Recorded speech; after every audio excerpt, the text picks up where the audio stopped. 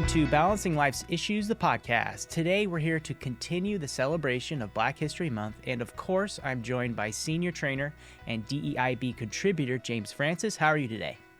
Doing well, Kai. Doing well. Thanks for having me. Of course. So today we wanted to talk about Black entrepreneurship by sharing some facts with all of you. And later on, we will be introducing today's guest, Latisha B. Russell, as well as a bit of a dive into the first Black female CEO of a Fortune 500 company. Do you happen to know who that is, James? I have an idea, but I'm not sure. Okay, great. Well, I'll spoil it later on. So, and the stats I'm about to share come from a Brookings.edu research article titled, "Who is Driving Black Business Growth?"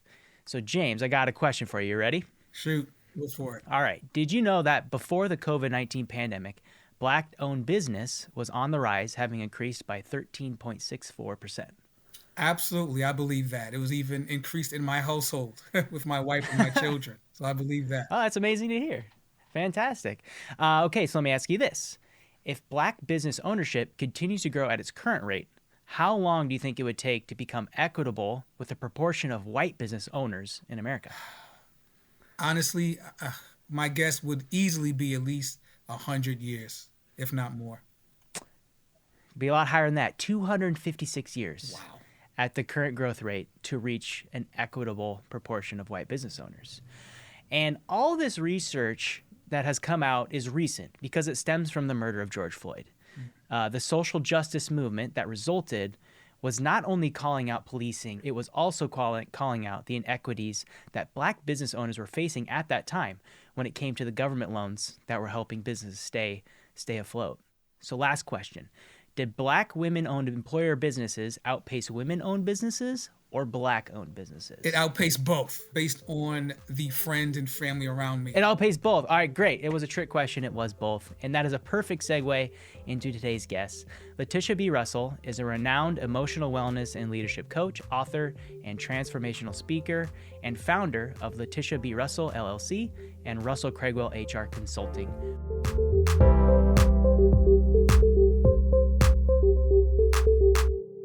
Welcome to the podcast, Latisha. Thank you for having me. Of course. Can you tell us a little bit about the work you do? Absolutely. I would love to. So ultimately, I serve as an emotional wellness coach where I really support all things mental health and emotional wellness and fostering that in organizations. And earlier you talked about COVID, right? Even though these things existed pre-COVID, they really exist and show up today in organizations. And so my goal and job and role is really to help organizations navigate that while they increase their productivity, retention, and hopefully preventing the quiet quitting that you hear about as well. Yeah. No, and like your role is so vital because we are seeing businesses really pivot to emotional wellness and providing that as a benefit. And it sounds like you are a crucial piece in that puzzle to getting businesses to really open themselves up to that opportunity. So thanks again for being here. Absolutely. And James, I know you have a whole list of questions ready to go. So I'm going to pass that all over to you. So go ahead, James. Absolutely. And Latisha, please let me know, what does Black History Month mean to you? Ooh, so much, right? Black history is really, for me, right, it's American history in every aspect of the word. And so it's Black excellence. And to me, it's really been woven into the fabric of just this country. And so when you think about just Black history, the first person that sacrificed their life was a Black person.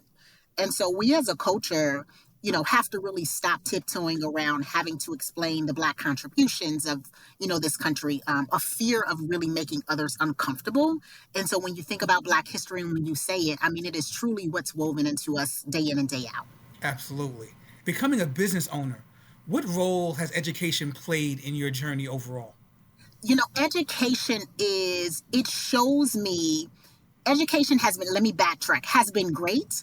But real life experiences are the things that have really shown me what it's made of, right? And so the contributions around just what we've done, the struggles, the equity, the inclusions. And so while we get those things in education, let's be honest, we get them in real life and real world experiences and the things that we see day in and day out. Wonderful. And as a Black woman, what role has resiliency played in becoming a business owner and just an experienced trainer overall?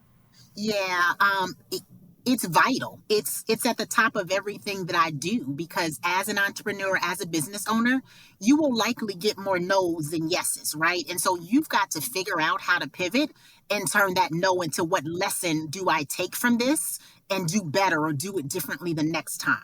And so, in all things that we do, and I have to keep using the word shrink, so many times we do find ourselves shrinking because we're so afraid of getting the no. I don't want to bug anybody, I don't want to be aggressive. But I always tell people you have to ask yourself and tell yourself that there is a very stark difference between being assertive and being aggressive, right? Absolutely. And so that follow through is everything, that resiliency is everything. And so that is at the top of everything that I do. Can we circle that point a little bit, Latisha, for us? Because Yeah. I think for the listeners, it's like understanding like the systemic issues that Black Americans face and like having a seat at the table and, you know, the version of self that we bring to the workplace. Yeah. So, thank you for that. And you hear the terminology a lot about, creating your seat at the table. But it's real, right? And I can't remember when we really started to say it even more. But let's talk about it. And what that really means is a lot of times you'll hear the terminology, right? You often hear people say, let's create that seat at the table. But what does it mean? And to me, it means not shrinking. It means speaking up. It means, when you are put in a situation where Yeah. you're provided an opportunity to speak and you have played out this speech in your head, right? I'm gonna show up 110%. But then when you step in front of a room or into a room and everybody that you look at are your white peers, right? And so we tend to shrink and we say 30% of what's on our mind, when in essence, we really wanted to say 100%. And so I always say, fear is really being judged. It's not being seen. It's not being heard. But I challenge people to just really say, it is time for me to step out of my comfort zone, right? And get comfortable with being uncomfortable. And that is what creating a seat at the table is. I mean, you just said so many profound things, and something that jumped out to me, it's never a loss, it's a lesson. And with these lessons, where do you feel we are today when it comes to equity? Yeah, we're behind, right? It saddens me to see where we are. It's not that, and I'll bring up the fact that we are, as women and as a Black race, I think we are paid less in many instances, right? I do think in many instances we are fearful of stepping up and talking and showcasing who we are and the knowledge that we have because we have been told that we're less than, right? Again, so this isn't everybody's story, but it's a lot of people's story, right? And so we feel that we have to continually prove ourselves when our white counterparts do not necessarily have to do the same. And so I do feel that we are behind when it comes to those things. And that's why it is so important to just make sure that we continue to show up, right? Making sure that we continue to mentor and coach and bring people along with us. I think sometimes we have this mentality that, man, I can't, give away what I know, right? But that's how we learn and that's how we grow and that's how we get ahead of this when you think about equity and inclusion. I love that. And James, I heard this from you in a different context, but I don't know if you could speak to it a little bit, but the difference between equity and equality. Yes, absolutely. Two words that are joined at the hip. They're very different. I'm looking at the definition here. They are vastly different. They are vastly different, Kai, and treating you equally as I would treat your child or my child is saying one thing. And I'm providing, right? We're speaking the same, we're providing the same respect. An equitable practice is to provide something that you may not have, but you need. And you know who has it? James Francis. So an equitable practice would provide Kai with the same resources and provide him with the same opportunity as James Francis has. Those are equitable practices. Right. And I think a little the difference, or maybe it's the thing to circle there, are circumstances. That's correct. Right. Even though your circumstances differ, you allocate the exact same resources and opportunities. talking about seat at the table. And speaking of, seat at the table and opportunities, I wanted to introduce our Black American figure today. In 2009, Ursula Burns was named CEO of Xerox, becoming the first Black woman to head a Fortune 500 company. And it was the culmination of an amazing life journey from a Manhattan tenement to the C-suite of one of America's most iconic companies. She led Xerox for 7 years and subsequently served as CEO of the global telecommunications firm Vion and still sits on several major corporate boards. She is an outspoken champion of inclusive capitalism and racial equity. So this comes from the Harvard Business Review, and I just wanted to read a couple of the answers to some questions she was asked, because I know I have a feeling you guys might have some thoughts on it. So the first question that was asked was, how prevalent was prejudice in your non-professional life? And her answer, when I was growing up, I came face to face with racism or sexism almost every day. I became numb to it. I vividly remember walking into Barney's, the clothing store, with my son one day. I was already a senior executive and making quite a bit of money, but it was the typical situation where somebody is watching you the whole time. I'd experienced that a lot, but that was the first time I said, this just isn't right. Sure, we feel good when other people say, oh yeah, she's one of us, but we need to get to a point where this elite society structure no longer exists. Does that resonate with either of you? With me, 1,000%. It's kind of like the phrase, Kai, when someone says, well, James, I don't see color. And that's always an interesting one. We've been seeing a lot of that lately. Right. And for some, they may mean well, but I clarify immediately, like, well, I do. Right? I see height. I see the beautiful reds. I see the wonderful greens. I see color. And that is okay. Right? And that is okay. But, it's played an everyday role in my life as well. Not only in how I am perceived, but how I perceive myself that has changed my life. And that's a message that I give to my children, right? People see color. Your color may be different. Your shades, your hues may be different, but you always bring your authentic self. And that's what really should matter. And that's something I really, kind of the message I send to my children. Anything to add, Latisha? Yes, right. I very much live by something very similar. And a lot of times, bringing your authentic self, it is something that we should be able to do more of, right? Without the fear of judgment. And so for me, I do tell my little ones the same thing, right? There are people that will consistently not like what you do and will consistently find something to say. Yeah. And so I always say, clearly you're doing something right, right? When they're talking. And so show up in your true authentic being. Absolutely. Okay, cool. So I'm going to do one more question. You write that your peers at college could deal with your success as a Black woman only by mentally elevating you to a kind of exceptional status, viewing you as almost freakishly gifted, meaning they couldn't accept that other talented, hardworking Black people could make it as well. Did you experience that throughout your life? Answer: absolutely.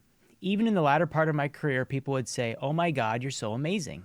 I finally realized that what they were saying, without knowing, is that in order for me to lead a task force to be CEO, they would have to identify me as spectacular, or else acknowledge that others who look like me, who act like me, who come from where I come from, can be at the table as well. I'm not amazing. I'm here because I'm as good as you. Man, yes. I think, at the end of the day, I take so much away from that. But what I will say is I'm here because I deserve to be here, right? Because I'm as good as the next person. And the thing that I live by, it's very much similar to that. And that's success is not final. Failure is not fatal, right? It's the courage to continue that counts. And a lot of times we don't have the courage to continue because of the fear of what other people are saying or doing. But at the end of the day, you deserve to be here just like the next individual. Anything to add there, James? I mean, she actually kind of said it all. And I just love that quote. That's a quote that I'm really going to take away from today. You are there for a reason. You are there for a reason. And I say you because this is something that I suffered early in my career. Maybe I wasn't good enough for that promotion. well, maybe I was not selected for this program. Absolutely not. And I think back and revert earlier to my career and my life.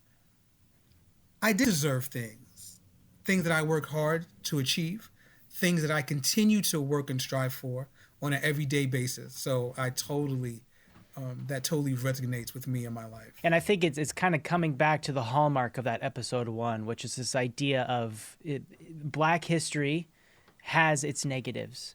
That brought upon resilience, and then that brought upon celebration, which is what we're doing today. We're celebrating Black history and Black entrepreneurs.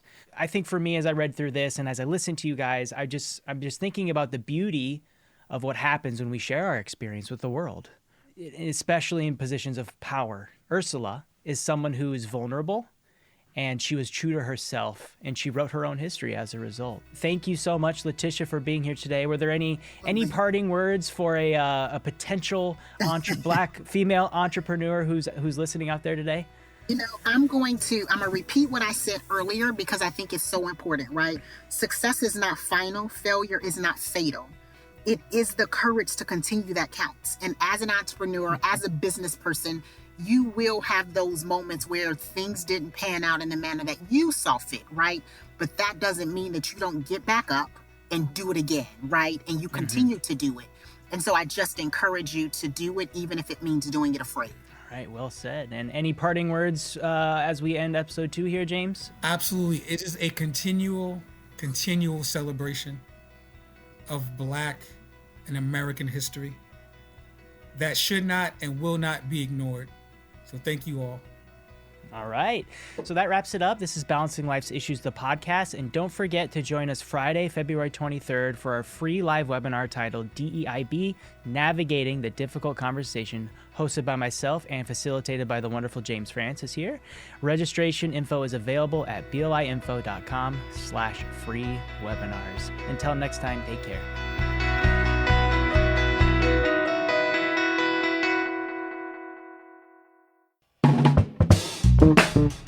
This has been a production of Balancing Life's Issues with your hosts, Kai Sorensen and Wendy Wallner. Produced by me, Kai. Rate, leave a review, and subscribe to the podcast wherever you listen so you can get brand new episodes as they drop. Got an idea for the show? Email me, kai@balancinglifesissues.com. Anything to add, Miles?